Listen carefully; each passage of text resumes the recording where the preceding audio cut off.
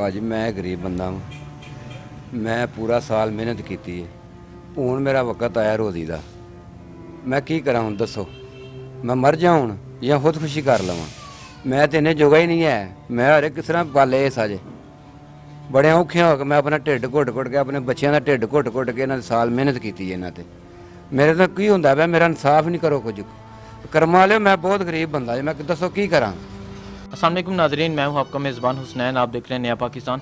नाजरीन, आज मैं मौजूद हूं एक ऐसे शख्स के पास जिन्होंने सारा साल छतरे पाले और जब ईद का वक्त पास आया, जब उन्हें बेचने का वक्त आया तो वो किसी चोर ने रात के वक्त आए और इनका सारा माल उठा के वो चोरी करके ले गए। तो क्या वक़ूआ हुआ, मैं इन्हीं से बात करता हूँ, इन्हीं से पूछता हूँ। अस्सलाम वालेकुम। वालेकुम सलाम। अच्छा, ये बताएं कि आपने सारा साल ये छतरे पाले, इनके छोटे बड़े के इन्हें खिलाते थे, लेकिन आप जब उन्हें बेचने का वक्त आया, अभी इसको कुछ रोज़ बाकी हैं, तो वो कोई लोग आए जो चोरी करके ले गए, तो कैसे हुआ ये वक़ूआ और क्या हुआ? बस वैसे ही असी इधर सुते हुए थे जी। रात का टाइम था। पंजाबी बोल रहे थे। रात का टाइम से इधर कार आई है, असी सुते हैं, पता नहीं लगा साढ़े पा के लै गए ले ले। असी सुबह उठे हैं कोई 5 साढ़े 5 बजे नाल ते वेख्या साढ़े जानवर गायब होए ने ते पुलिस वाले ने तलाह दी है। वो एक दफ़ा ही आए ने जिद्दां दे चोरी होए ने, परत के पुलिस वाले ने सानू पुछया कोई भी। असी गरीब आदमी है, पूरा साल में छतरे सांभे ने ते साल अपना रोज़ी दा मसला होया है तो छतरे गायब हो गए ने साडे। ते इधर दे लोग उठाने वाले भी हैं, बाहरों नहीं कोई भी आए आ, इधर दे बंदे ने।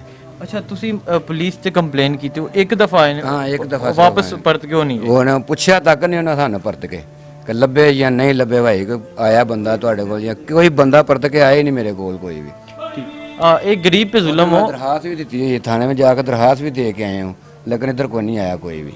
अच्छा, दरखास्त दी के फिर भी नहीं पुलिस? कोई पुलिस नहीं इधर आई। ठीक है। हाँ जी।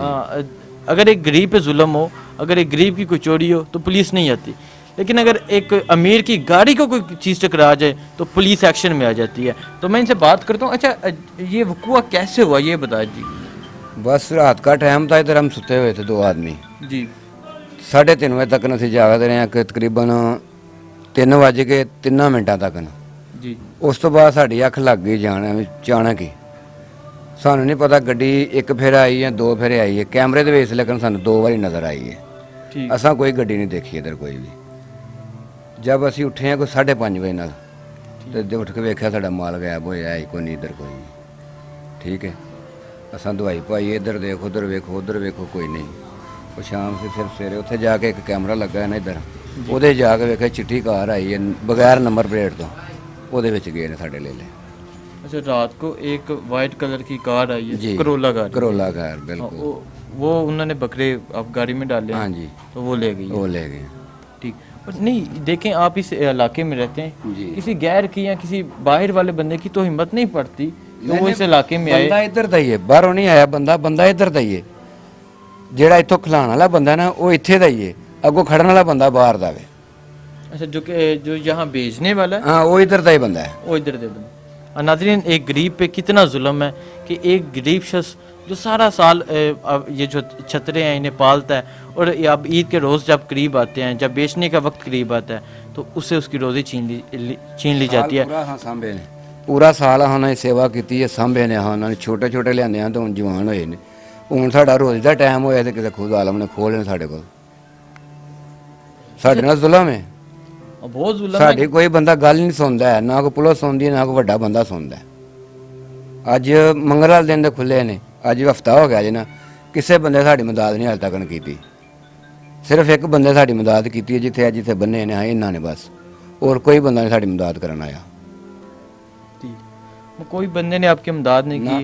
नाज़रीन, मैं बताता चलो कि गरीब शख्स पे क्या गुजरती होगी जो पूरा साल जिसका कारोबार ही है कि वो उसे पालता है और बाद में जब उसे बेचने का वक्त आता है तो वो चोरी हो जाता है। क्या उनके घर में क्या कैफियत होगी और इनकी क्या कैफियत होगी। अभी भी जब मैं यहाँ आया तो इसी चारपाई पे लेटे हुए थे, जानवर कोई भी नहीं यहाँ मौजूद, लेकिन इसी चारपाई पे ये लेटे हुए कि कोई आस उम्मीद लगा के शायद ही कुछ बन जाए, लेकिन कोई कुछ बनने वाला नहीं, क्योंकि पुलिस पे भी एप्लीकेशन दी, पुलिस भी एक दफ़ा आती है और वैसे भी एप्लीकेशन दी, कोई पूछने वाला ही नहीं इनको कि तुम्हारे बकरे कहाँ गए, कहाँ कौन लेके गया।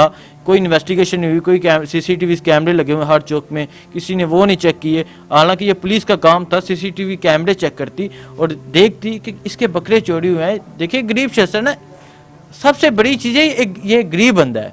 कोई अमीर बंदा होता उसकी कोई गाड़ी चोरी होती तो फिर पुलिस की एक्शन लेती, वो तब देखा जाता। अच्छा ये बताएं कि पुलिस के पास जब आप जाते हैं तो पुलिस को क्या कहते हैं? ਪੁਲਿਸ ਕੋਲ ਅਸੀਂ ਉਸੇ ਵਕਤ ਫੋਨ ਕਰ ਦਿੰਦੇ ਹਾਂ ਉਹਨਾਂ ਨੂੰ। ਉਹਨਾਂ ਦੇ 5 ਆਦਮੀ ਹੁੰਦੇ ਨੇ, ਇਧਰ 3 ਆਦਮੀ। ਉਹ ਆ ਕੇ ਸਾਨੂੰ ਕਹਿੰਦੇ ਨੇ ਕਿ ਇੱਥੇ ਮਹੱਲੇ ਚੋਰੀ ਹੁੰਦੀ, ਹੋਰ ਕਿਧਰੇ ਨਹੀਂ ਹੁੰਦੀ ਚੋਰੀ ਕੋਈ ਵੀ। वो आगे से आके ये कहते हैं चोरी इतनी ਇੱਥੇ ਹੀ ਹੁੰਦੀ, ਹੋਰ ਕਿਧਰੇ ਚੋਰੀ ਨਹੀਂ ਹੁੰਦੀ। ਤੁਹਾਡਾ ਮਹੱਲਾ ਚੋਰਾਂ ਵੇਖ ਲਏ ਆ, ਇੰਨੀ ਗੱਲ ਕਰਕੇ ਟੁਰ ਜਾਂਦੇ ਨੇ। ਅਸੀਂ ਪਿਛਲੇ ਪੈਰ ਜਾ ਕੇ ਦਰਖਾਸਤ ਦੇ ਆਉਂਦੇ ਜਾ ਕੇ, ਪਰ ਤੱਕ ਸਾਨੂੰ ਉਹਨੇ ਪੁੱਛਿਆ ਤੱਕ ਨਹੀਂ ਭਾਈ ਕੀ ਬਣਿਆ ਜੀ, ਅਸੀਂ ਆਉਂਦੇ ਆ ਜਾਂ ਨਹੀਂ ਆਉਂਦੇ। ਸਾਡੇ ਤੱਕ ਕੋਈ ਬੰਦਾ ਨਹੀਂ ਆਇਆ ਹਾਲੇ ਤੱਕ ਕੋਈ भी। अच्छा आपका जरिए माश भी यही था जी। तो क्या जो यहाँ के इलाके के लोग हैं उन्होंने आपकी मदद वगैरह की? जी कौन? इलाके के जैसे इलाके के लोग हैं उन्होंने आपके बकरे चोरी हो गए, चदरें चोरी हो गई, हाँ उन्होंने जी। आपकी कोई मदद वगैरह की कि आप इस मुश्किल वक्त में आपका किसी ने साथ दिया? हाँ बे दिया है, सिर्फ ऐसा आदमी ने। जिसके घर में हाँ जिसमें घर में, और किसी ने नहीं साथ दिया। ना किसी चौधरी ने दिया है, ना किसी जट ने दिया, ना किसी राई ने दिया, ना किसी तगड़े बंदे ने दिया।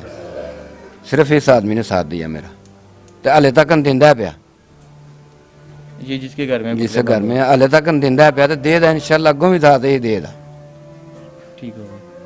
अच्छा नाज़रीन, मैं आप लोगों से गुजारिश करता हूँ कि आप लोग देखें पहले तो ये बात कि कैसी कुर्बानी कबूल होगी, चोरी के जानवर, और क्या वो कुर्बानी कबूल होगी? हमारा ईमान इतना कमज़ोर हो चुका है कि हम चोरी के जानवर चोरी कर रहे हैं। हाँ, और कार में लेके जा रहे हैं। करोला वाइट कलर की गाड़ी है जिसमें लेके जा रहे हैं। एक गरीब शख्स के साथ जुल्म है, पुलिस ने इसकी सुनवाई नहीं की। मैं आज यहाँ आया, इंशाल्लाह उम्मीद है कि पुलिस भी सुनवाई करेगी और इसकी अमदाद भी ज़रूर होगी। इसी के साथ मुझे इजाज़त है। अल्लाह हाफ़िज़।